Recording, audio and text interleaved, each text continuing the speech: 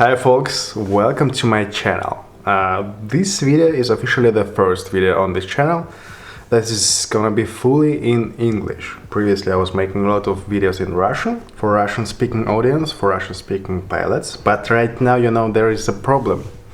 Right before we start with the newest charger from ToolkitRC M9, I'm gonna make short announcement for my old Russian speaking audience. Друзья, всем привет. Ну вот такая ситуация, да, в общем, пришлось переключиться на данный момент. Не знаю, насколько это, возможно, на пару роликов, просто посмотреть, как зайдет, возможно, на дольше. Но в данный момент ситуация просто подталкивает к таким решениям. Ну и я надеюсь, что вы все так же будете смотреть. Я, скорее всего, сделаю по возможности большинство роликов на английском, если будут с субтитрами, поэтому я думаю, что вам будет все так же нормально смотреть. Actually, I already opened the box once just to check what is inside and plugged it in. Of course, I did it. And oh my god, it talks. It's very strange. I already have some first impressions, but let's jump to the bench and make the proper unboxing. The main package of the charger is pretty standard. There is nothing new. It's just a paper. On the back side you have all important information. What are the type of the batteries you can charge, what is the maximal power, what is the maximal current, what can USB do, what can you measure, what can you output, and so on. Nothing new here. Inside you'll find the charger, in the bag USB cable. What is interesting, it's double-sided USB-A.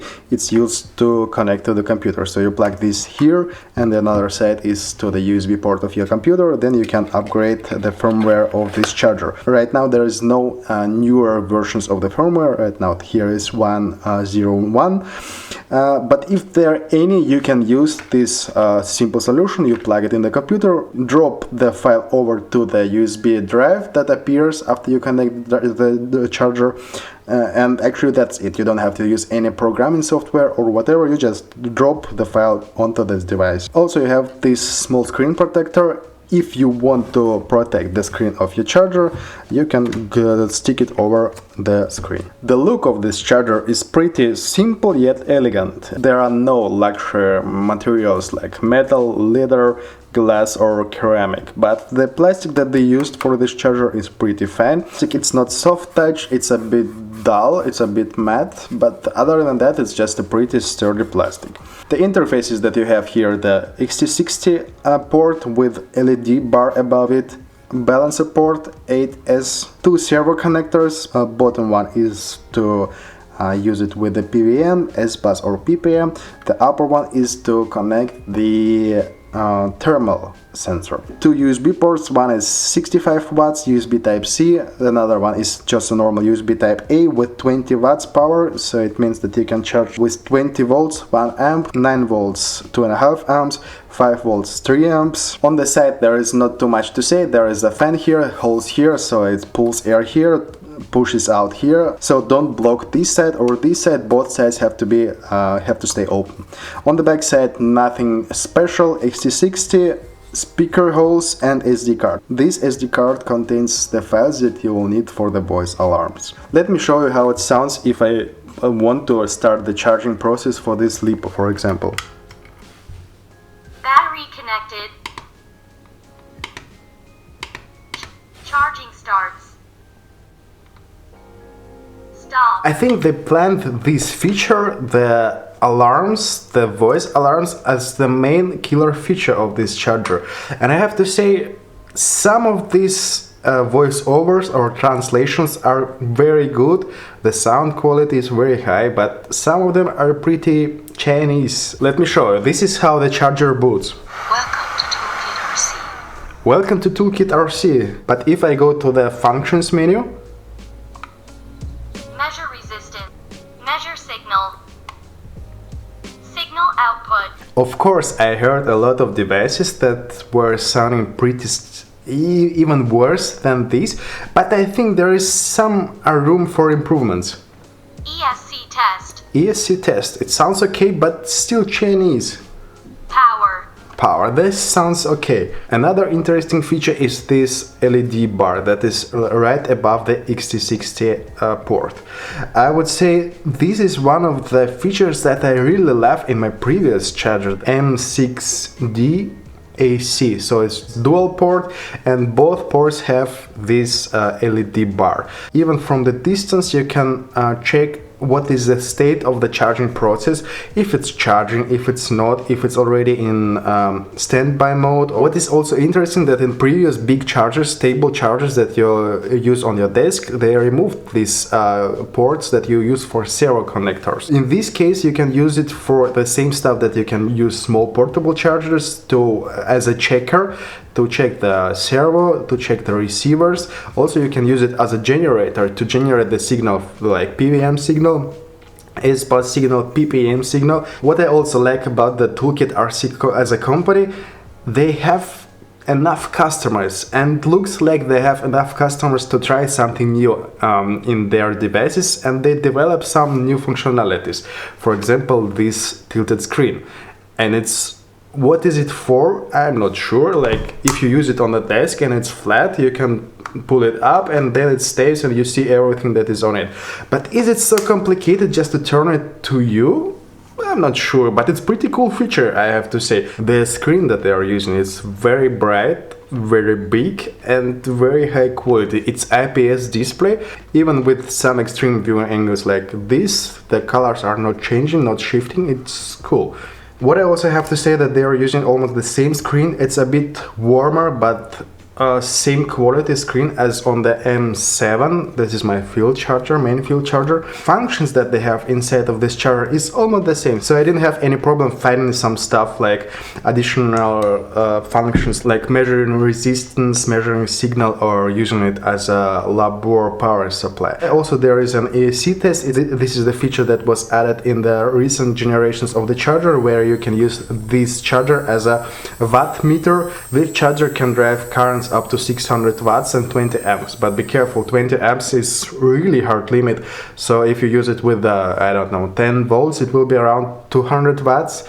It's a bit less, but still useful. You can use it, for example, to test your motor, find the best and efficient prop motor combo, and so on. Of course, if you use it as a labor power supply, be careful with the high current loads, because if something is shorted or has big capacitors on the input, you will probably fry the internal fuses that inside of this charger. You will have to open it and change them, or solder a wire instead of it, somehow fix it. Honestly, I'm not sure about this charger, but it was always the problem in previous generations. So I had M6, it was the problem, M7, it was the problem, because of the nature of these fuses that they used in these chargers. They can withstand small over current, but if the current is too high, they will break apart and will not regenerate. Of course, you can change the sounds and boot logo. They are stored on this SD card. The SD card that they are included is oh no, my god, it's no name. There is nothing written on it. It's like black on black. Let's check what is it. I didn't know that these SD cards still exist. It's 256 megabyte SD card. There are 204 different audio files, so it's a lot of work, but if you do it, you can have your own custom charger that is gonna talk with you. There are two actual USB connectors. One is USB-A, one is USB Type-C. Type-C is high power, so you can pull up to 65 watts of energy from it. Also, if you want, you can use devices like this. It's the small Toolkit M4 with a USB Type-C input, so you can plug them together, so you will have two chargers at the same time from one XT60. Of course, you can plug any XT power source here from 7 to 35 volts. You have to think about the limit of 20 amps. If you want to pull really 600 watts that they are claiming that it has inside, you have to use 30 volts power supply. Actually, not many options there on the market. What I use is ISDT big power supply with 25 volts output. It outputs 600 watts, but not with 30 volts. What I also wanted to check is the new option here, the USB information. You can also check what is the current state of the USB port, what is the voltage, what is the current. I want to check it with the M4 charger. Let's plug in some batteries. I want to use this big 4S battery with high power, like 5 amps. Let's check if it's gonna work. They claim that this port can output 65 watts of power, so it should be 20 volts and 3.5 amps. As you see, it's pretty fine. It gives out what it has to. Very cool. Of course, the main port of the charger is still empty, so you can plug the normal battery here. Also, I want to check the main USB-A port. They claim it has 20 watts of power. It should be plenty to use it with small LiPo batteries. Okay, right now it outputs 12 volts, pretty good. It's quick charge too. Okay, let's plug it in and start. Okay, I will put the current higher, like 5 amps. Oh my god, it's really not bad. It's 12 volts, 3.5 amps. So it's almost 40 watts of power. Not bad. Even they claimed it should be 20. It actually outputs even more. Not bad. The main problem on this port, if you want to use it with power delivery devices, it doesn't support it. So power delivery goes only over USB Type-C. It's right here. If you are not happy with the values that are shown, you can calibrate them more precisely. Press and hold the scroller and plug in the power supply. Input voltage, output voltage, current and cell voltages. I checked it and actually it looks like it shows pretty precisely, but you know, it depends and each charger can be calibrated a bit differently. Right now the main voltage, the main input voltage 2311. Let's check. I will check here on the balancer.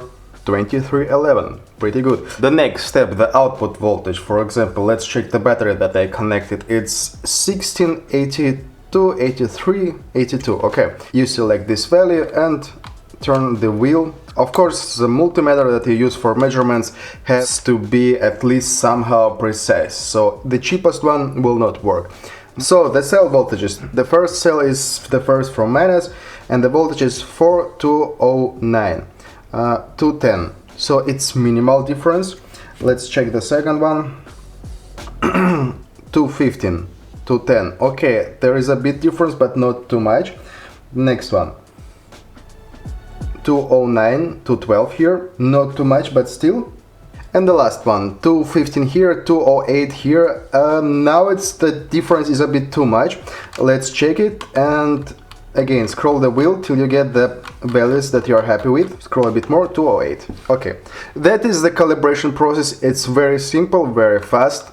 But actually, if you don't have precise measurement tools, you don't even have to do it. As you saw, the difference between my multimeter and the charger is not so crucial. Of course, as the charger has only one port, it doesn't mean that you have to charge only one battery at a time. If you use parallel boards like this and check the rules how you charge with these boards, you can charge up to, in this case, 6 batteries. Right now I want to check if this charger can output the whole power that my power supply can output. So let's try.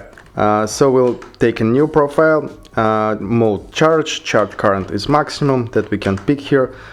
This is 5006S LiPo battery. It even says here like max charge 5C, so it means that you can charge it probably with 25 amps, but we will try to charge it with 20 amps and we will see if it's gonna work. Anyway, my power supply is pretty weak for this charger and I don't think that we will be able to charge with 20 amps. Let's start. No! Oh my god, it's charging with 20 amps. Not bad. Stop. I'm impressed. Because I didn't expect that it will charge with full power, I will add the second battery, just to be sure that the battery will not be damaged. 20 amps charge. Holy crap. It's a lot. But actually it's not exceeding the maximum power allowed from this power supply. As you see here, it's only 460 watts. As the main voltage will get higher, we will see more power flowing. But anyway, I think this power supply is pretty okay for this charger. If you really want to use it with 600 watts, you'll have to consider buying another power supply with 30 volts.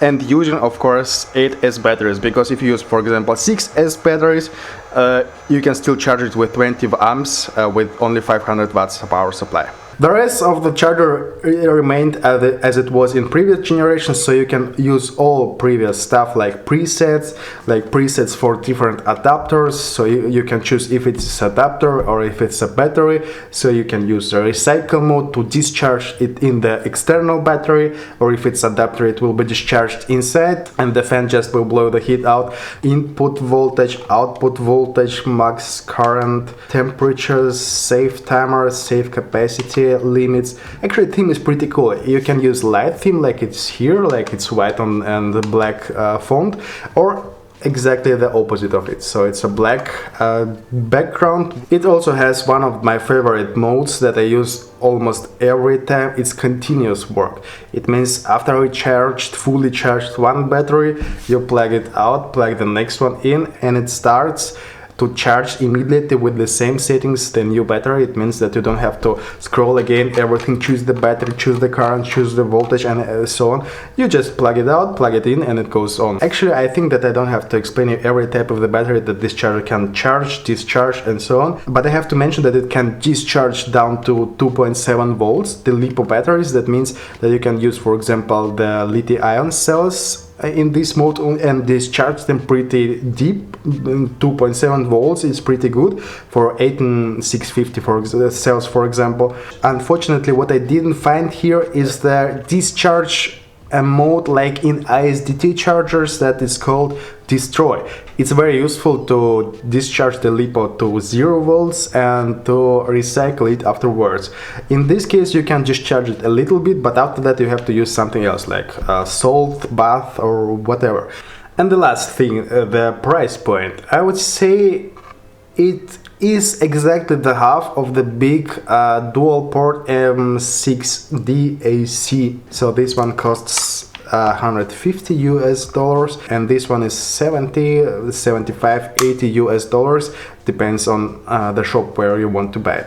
It's much cheaper. It offers 8S balancer port. I know that there are some pilots that already use it, and of course voice alarms. The tilted screen, I'm not sure if it's really a killer feature. It has it, it's cool, but I can survive without it, come on. But the voice alarms are pretty cool, and if you are in another room, for example, and you hear like charge complete or whatever, it's convenient to use it. The stuff like size or the weight, I'm not really considering it to be a portable device.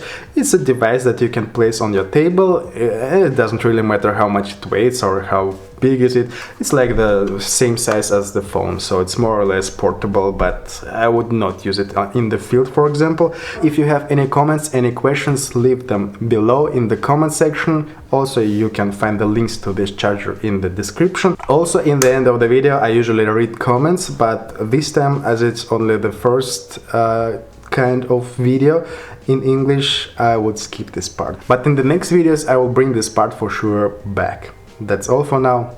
Bye.